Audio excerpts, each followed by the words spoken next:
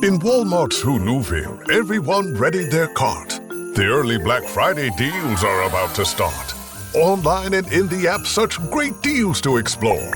Everything you love from tech, toys, and more. The days to save and the ones to remember are the 14th to the 16th of November. The Who's are all ready, but are you? Walmart Black Friday deals await. Who knew? This episode is brought to you by Indeed. Stop waiting around for the perfect candidate. Instead, use Indeed sponsored jobs to find the right people with the right skills fast. It's a simple way to make sure your listing is the first candidates see. According to Indeed data, sponsored jobs have 4 times more applicants than non-sponsored jobs. So go build your dream team today with Indeed. Get a $75 sponsored job credit at Indeed.com/podcast. Terms and conditions apply.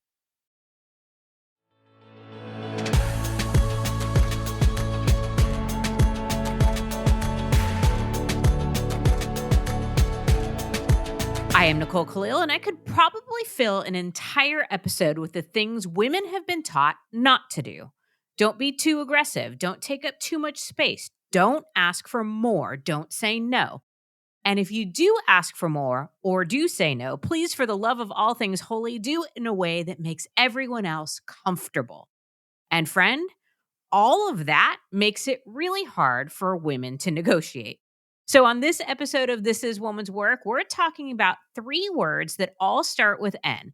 Words that increase our personal power and, not surprisingly, are some of the biggest game changers in a woman's career and life. And those 3 N's are negotiation, networking, and the word no. Because too many of us walk into negotiations with hesitation and apologies, or worse, we don't walk in at all. We underestimate what's possible. We leave opportunities on the table and play by outdated rules that were never designed for us in the first place. And too many of us feel like we don't have time for networking or avoid it like the plague because we picture a room full of strangers with name tags where the game is to see who can ask, "What do you do?" while shoving a business card in your hand the absolute fastest. And using the word no, most of us have been programmed to default to yes, to the point that we feel guilty saying no, even when it's the most obvious answer. And when we do say no, we often soften it, explain it away, and sugarcoat it so much that it barely sounds like a no at all. Which is why we're talking to Kathryn Valentine, CEO of Worthmore Strategies, who helps organizations advance female talent and sees firsthand how these 3 N's, or lack of them, influence a woman's ability to get what they want. Kathryn has worked with companies like JP Morgan, KPMG, and Bain, and her experience has been featured in places like the Harvard Business Review, the Wall Street Journal, and Fast Company. She also has a list of 76 things that you can negotiate besides your salary, helping to remind us that there are many ways to claim our worth, expand our opportunities, and secure what truly matters in our careers and our lives. Kathryn, welcome to the show. And I'm going to dive us right into the topic of negotiation. Why is it important for women to learn this skill? And are we really all that bad at it? Nicole, thank you so much for inviting me to join the show. I'm really excited to have this conversation with you. The thing that I always try to convey whenever I'm doing a training on negotiation or speaking or even coaching is we have more influence than we think we do. And so because of societal concepts of gender, and we can talk about toy coding studies and all of that stuff, I can go very deep on the nerd if we want to go there. But because of those things, we have been taught from a young age that our job is to be focused on others, to respond when others need us, to make sure that others are comfortable. And one of the things that I love the most about giving women a gender-specific negotiation skill is that there's more that we can influence and change about how we experience our daily lives than most of us were raised to believe. Okay, so this question was triggered as you were talking, and I swear I'm going to connect it back to what you were saying. But what is the purpose of a negotiation? At least in my mind, I've always thought about it like the goal is to create a win-win. But if we as women are undervaluing ourselves or putting the needs of everyone else at the forefront is part of the problem that we go into negotiation without even having that result or that outcome in mind. Is my question making any sense? I'm kind of thinking out loud. It does. And so I don't get to do as much one-on-one coaching anymore. Now I do mostly large groups. But when I did one-on-one coaching, it was really interesting to me. When I started, I assumed we would spend most of the time in the brass tacks of how we do this. Instead, we actually ended up spending the majority of the time removing that concept of like we're undervaluing ourselves and really getting clear on what is it that would make my day better. What would allow me to deliver more impact? What would lower my stress? What would bring me joy? And when you can remove all of the sort of handcuffs and you think very broadly about what it is that you can negotiate, it really starts to light people up. I had one woman negotiate a $2 million inventory system, one woman negotiate fertility benefits, and one woman negotiate a new chair. Granted, I did not know chairs could be this fancy. It was worth more than her monthly salary. But that new chair changed a lot of how she experienced her day. And so I think working us through kind of removing those societal things and saying, okay, if you're in the driver's seat, if I gave you my magic wand, what would your life look like in a year? And once you dive into that brainstorm, okay, now what are the pieces we can pull apart that we can actually negotiate? And I have to imagine when we think about the things that would make our day better or would make us better, the other part, so that's a win for us. The win for the organization is that we are more productive, more engaged, and we show up better, right? Like I have to imagine in all three of those examples that you gave, that at least an element of the negotiation was how it was going to make a difference to the person they were negotiating with. Yes? Huge. And so my personal view is that we have unrealized value sitting all over our organizations because we haven't equipped women to have these conversations. And so let's run through those three examples, right? The woman who negotiated the inventory management system ended up enabling her team to get the same amount of work done in 40% less time. So all of a sudden they added in a lot layer of strategy. And if you can think about inventory management at a retailer, that had a huge impact on the company's cash position. That's monumental for a business, right? We're going into Q4 thinking we're going to have no money and now we have an extra couple of million. Okay, huge for them, huge for her. The one with the fertility benefits ended up taking that job, and she's the chief marketing officer. That company has taken off. I mean, they're in my fridge right now. They're probably in yours. And then the last one was actually, that was somebody who ended up negotiating with me. I was president of an organization at that point in time. This woman was responsible for collecting our accounts receivable. She was a fairly average player to that point in time, but I noticed that she couldn't sit for longer than maybe half an hour. And so we had a discussion, and it turns out she had scoliosis, which she hadn't disclosed to the company, and she didn't really want to talk about it. But the company issued chairs meant that she was in so much pain she couldn't get anything done. And so as soon as we had that negotiation and she got the chair she needed, she was a star player for us. And those are the types of things that, to your point, most of the employee employer negotiations you'll do actually are a win-win because what's better for the employee is usually better for the employer. Okay.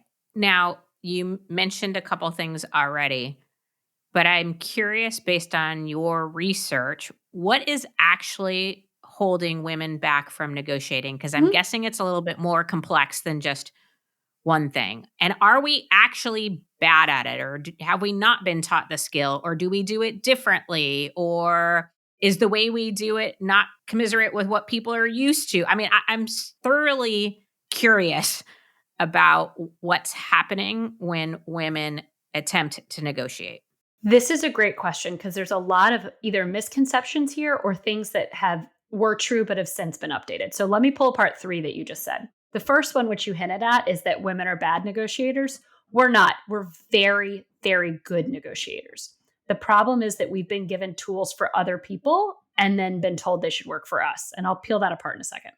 The second misconception is when you said what's holding women back. So 20 years ago, women were negotiating far less than men. At this point in time, research shows that women are negotiating as often as men are, but we're only successful half as often as they are.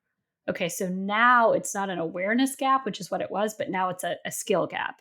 And the reason why there's a skill gap is because if you were to Google, how do I negotiate? You're going to come up with all these articles. Those articles are all going to recommend tools that were built for men and just assume that they should work for you, which I mean, I've been doing this for 10 years and frankly, it still ticks me off because I live a couple hours away from Augusta. Like you could never imagine going to the Masters and all of these men being handed golf clubs for the average 5'2" woman and being told, go have a good day. Like the uproar that would ensue.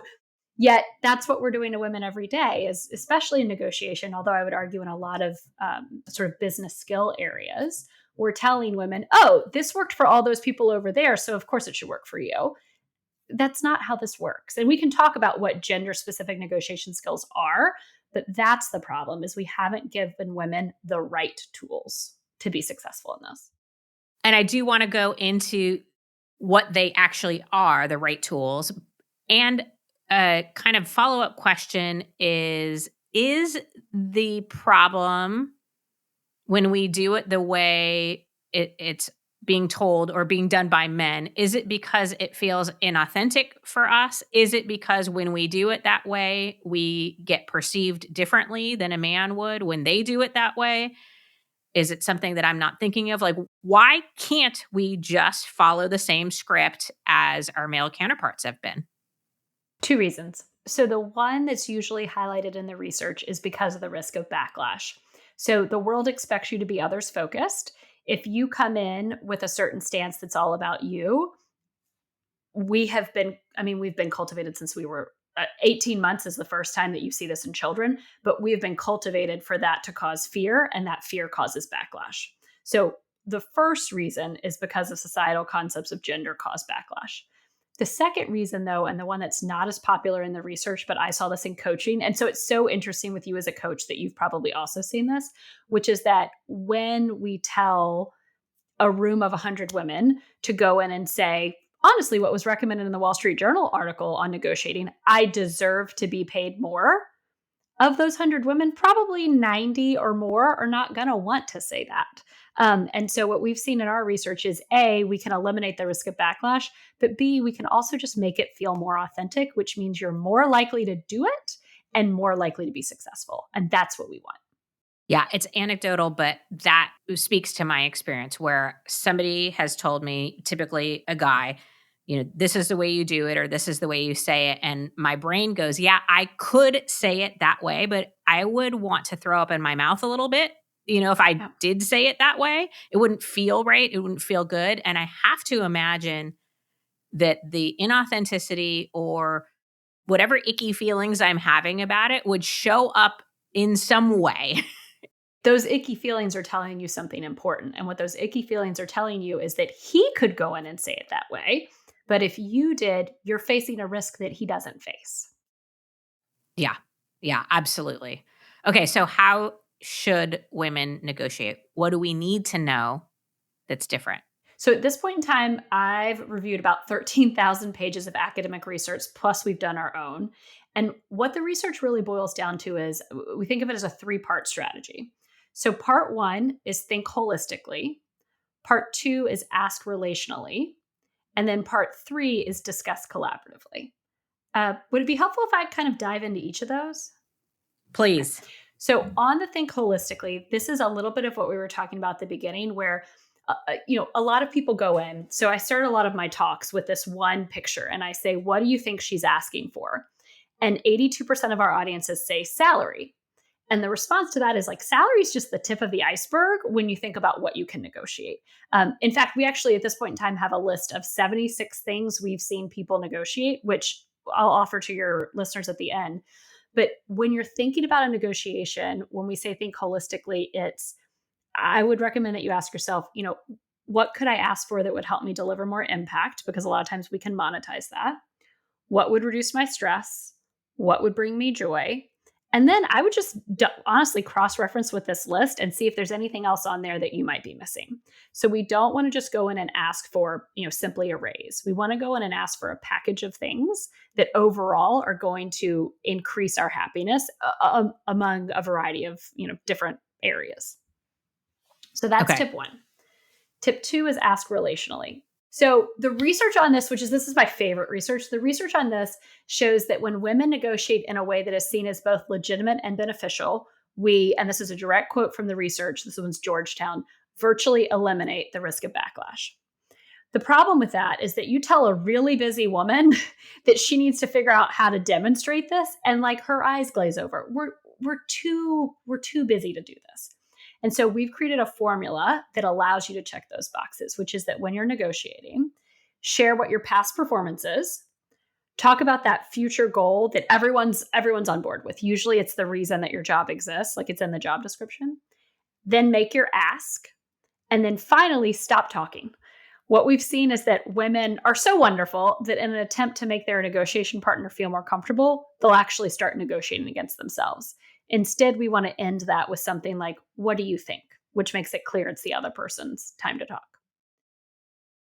If you're anything like me, drinking enough water every day sounds great in theory, right up there with getting 8 hours of uninterrupted sleep and folding the laundry right away.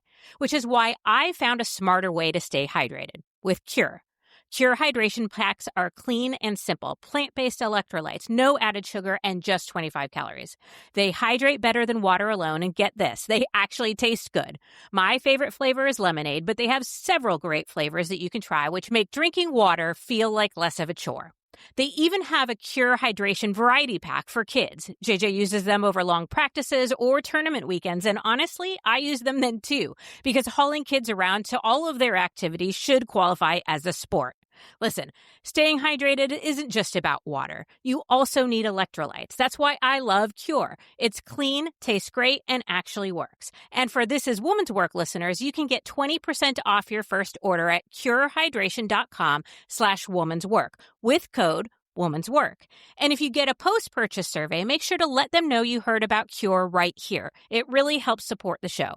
Don't just drink more water, upgrade it with Cure. This episode is brought to you by Nature's Bounty. Nature's Bounty believes your body is brilliant, naturally designed to thrive, inside and out. For those always looking for new ways to support your health from head to heels, Nature's Bounty has a range of over 400 vitamins and supplements born from 50 years of trust and care. Nature's Bounty. It's in your nature. Visit naturesbounty.com to learn more. This episode is brought to you by Casamigos Tequila. What do you bring to a holiday party? Simple. A bottle of Casamigos. Because nothing gets the party started like a Casamigos margarita, which isn't just for summer. In fact, it's the perfect pour all year round. Casamigos is the gift that always feels right. Because anything goes with my Casamigos. Please drink responsibly. Imported by Casamigos Spirits Company, White Plains, New York. Casamigos Tequila, 40% alcohol by volume. That speaks completely to my personal experience in negotiation and in sales. I talk way too much. I'm trying to over-explain and address any potential questions that could possibly come. And like, I can remember vividly when we were selling our house, Jay, at one point, my husband looked at me and he was like, stop talking. Anyway. Okay. So what's the third step? And then the third one is to discuss collaboratively. And it's a little bit of what you hinted at before, which is that there is a perspective that you can, or sometimes even should, negotiate aggressively. And what we find is that's an unfair playing field where women are set up to lose. What actually women tend to do better at is a collaborative negotiation, or to your point, a win-win. And so the easiest way I think of to talk about this is when you're going into negotiation, it's not you versus me, but it's us versus the problem. And the problem is anything really that prevents you from doing your best work. So it's a problem if you're exhausted. It's a problem if you don't have the resources you need. It's a problem if there's some, political or team dynamics, right? The company is paying you X to deliver Y. And if you are delivering Y minus 20%, but could deliver Y plus 40%, like the company would be better off to help you get to that point. Okay. So I love these 3 steps. They make sense to my brain. Can you maybe walk us through an example of how we would think through or deliver these 3 steps? Because Yes. as you said, we're so busy, it's like crazy, but we might not have the time to figure out how to negotiate on our own behalf. I love this. Let's almost kind of do a script. Yeah. What scenario do you want to toy with? So let's say I am in a job where I am feeling overworked, exhausted, and it's not necessarily that I want to get paid more and keep doing it's like I want to scale back, but I don't want to lose income, right? So like I think of meshing a few people that I coach in my Mhm. mind, but it's like the people who are still working in the evening or after their kids go to bed on the weekends. They're always on call via email and they're just freaking burnt out and exhausted, but they're doers and they get things done and they have a strong reputation in the company. So compensation isn't even the thing that they're the most upset about or bothered by. It's the I don't have a life outside of my job Yeah. type Yeah. thing. This is one that's very familiar. So yes, let's do this one. I'm going to take a leap here just for time's sake. So if we were coaching, what I would do is coach you through, okay, what does that life look like? What are the things that are most important? I will say, having done a number of workshops now, most of the time what I hear people say is it's the evening work. Like it's the evening work that is eliminating my life and eliminating my rest time. So I'm going to go ahead and just make an assumption that that's the thing that would be most helpful in this scenario. I'm also just going to make an assumption that you're in sales because you mentioned it earlier and because I need kind of a job to do this. So you're in sales, you're exhausted because you're working a lot of nights. Okay. So the way that this, first of all, what you would do is you would take some time to really brainstorm. And I think a lot of times I like to do it with a friend because they have a new perspective, but to brainstorm what it is you could ask for. Then you're going to make your relational ask. In this case, it's going to sound something like this.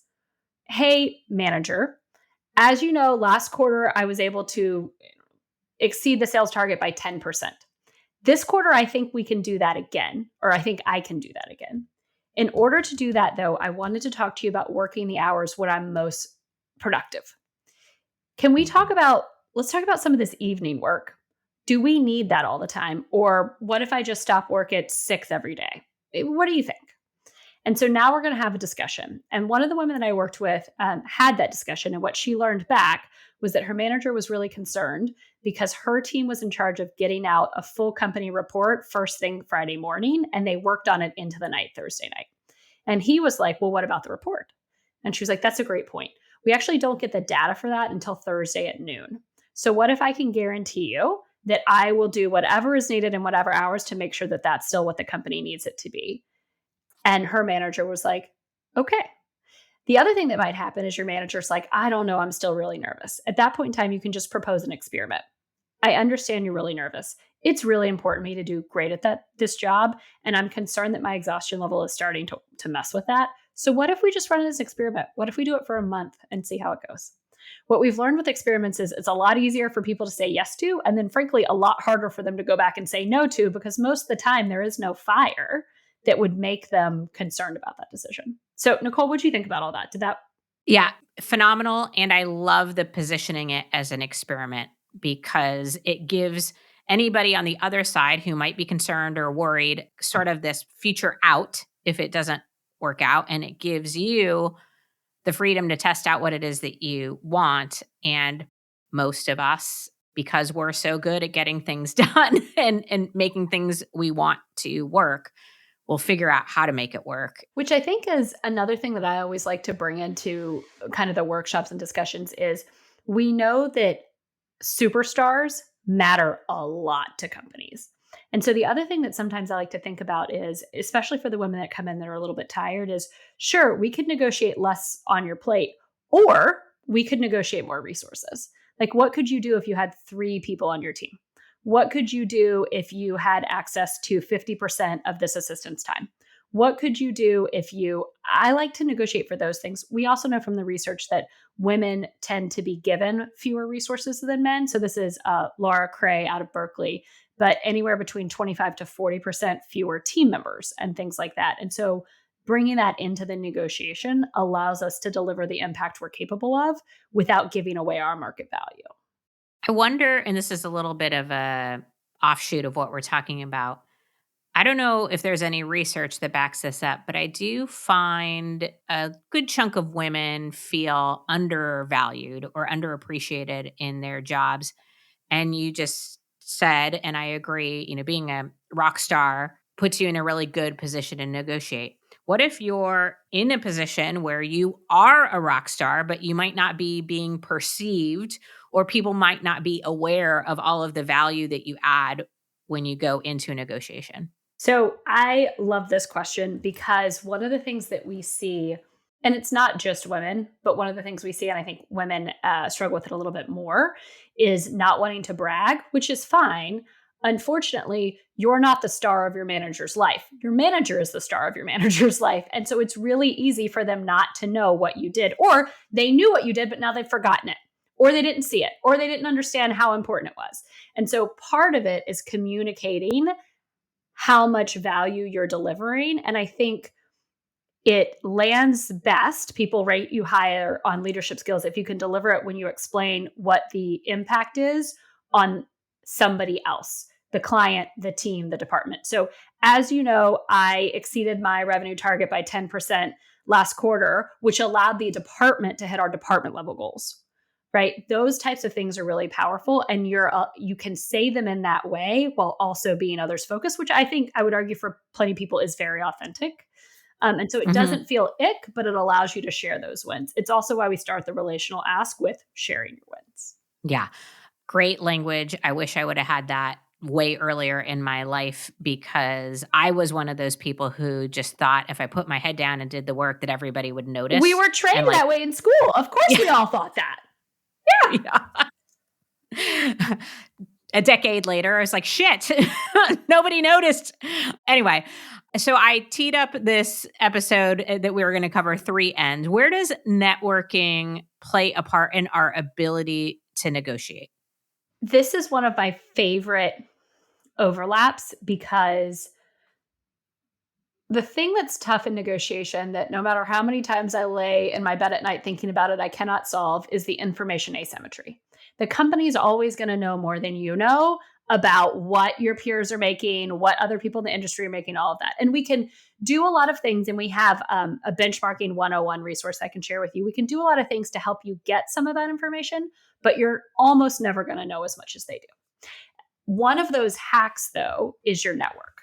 And so, if you can imagine going into negotiation, if you can ask somebody at your company who's left your company what they were making, what they saw at their new role, or if you can ask, and it gets a little tricky depending on your company culture, but peers or your alma mater or something like that, those are all really important. The mistake I see people making is they build a same gender network.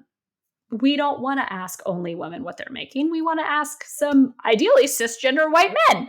And so building your network to be very diverse allows you access to a lot more information. Again, anecdotal, but I had an experience recently where I connected with a cisgender white man who had spoke in an event that I was being offered to speak at.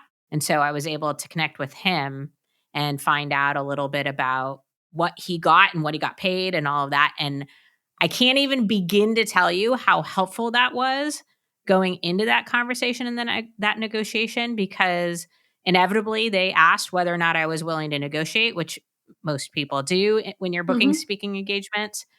And I have the tendency to be too willing or too flexible. And so just a comment on having that network and having that information is super helpful.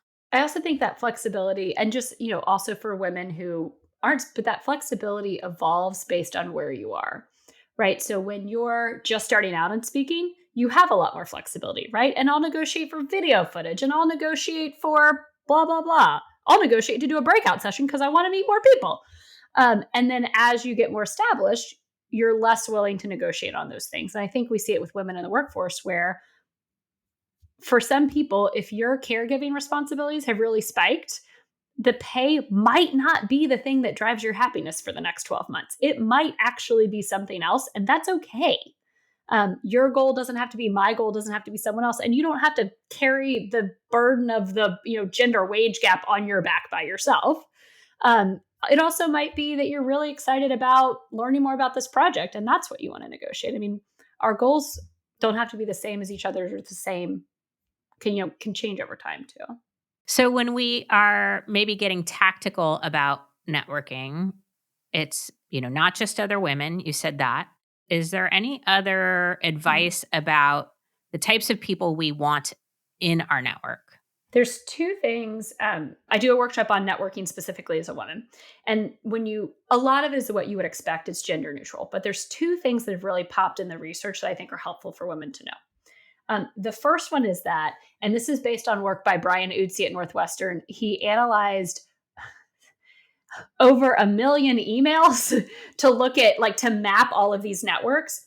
And what he found is that women who had networks that resembled the most successful men, which was very broad, a lot of connections, were 80% less successful than women who had that network plus a network of close professional women.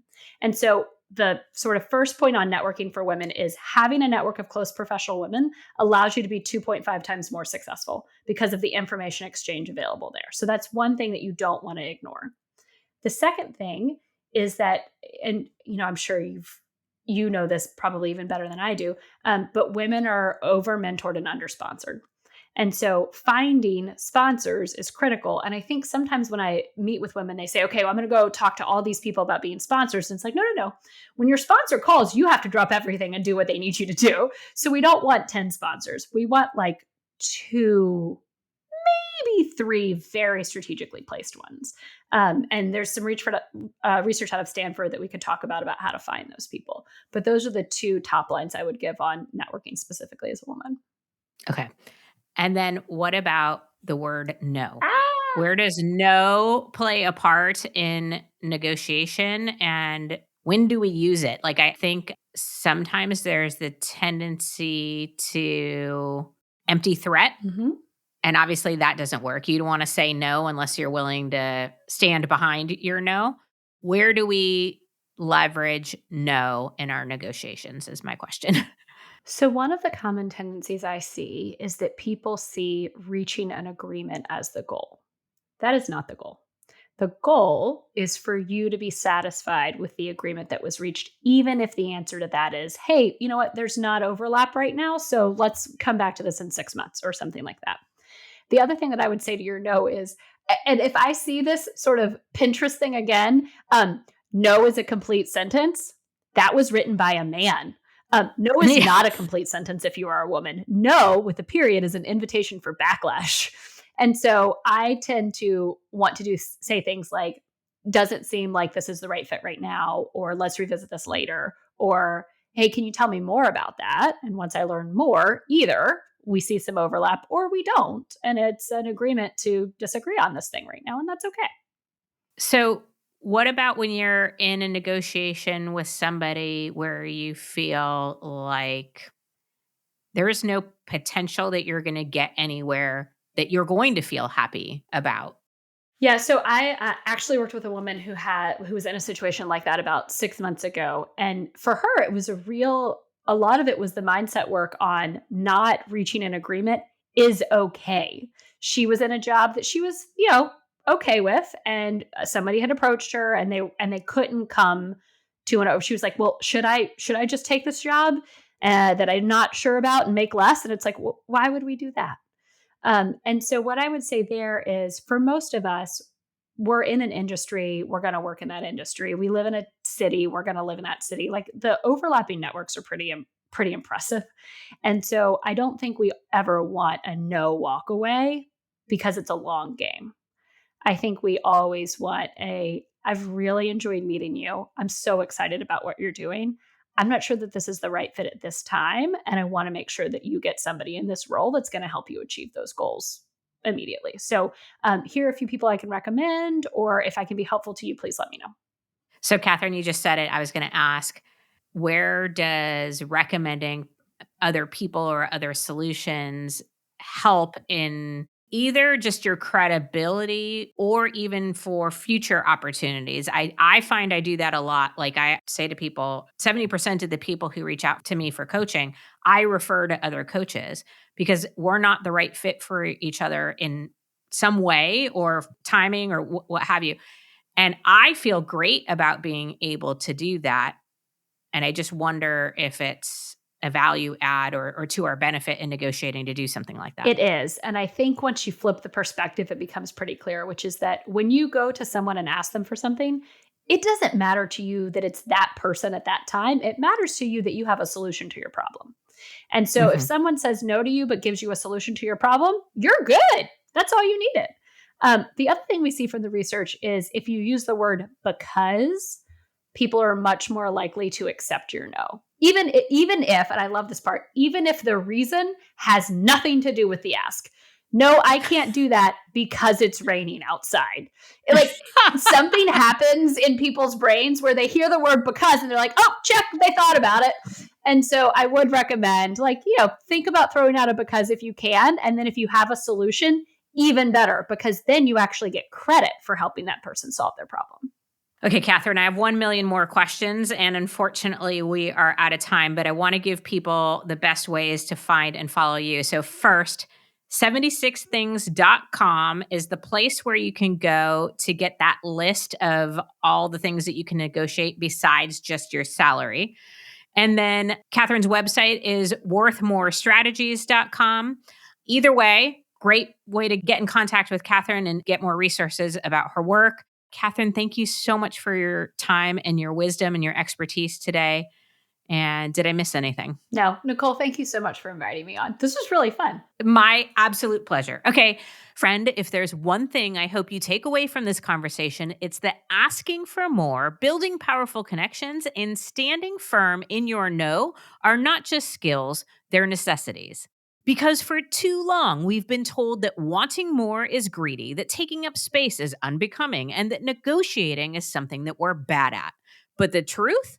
Women are uniquely suited to think holistically, ask relationally, and discuss collaboratively, as Kathryn taught us. So whether it's asking for that flexible schedule, pushing for the title you deserve, or negotiating your way into making more money, do it without apology. As Becca Lee so beautifully put it, the ocean does not apologize for its depth, and the mountains do not seek forgiveness for the space they take. And so, neither shall I. And I don't know about you, but that sounds like woman's work to me.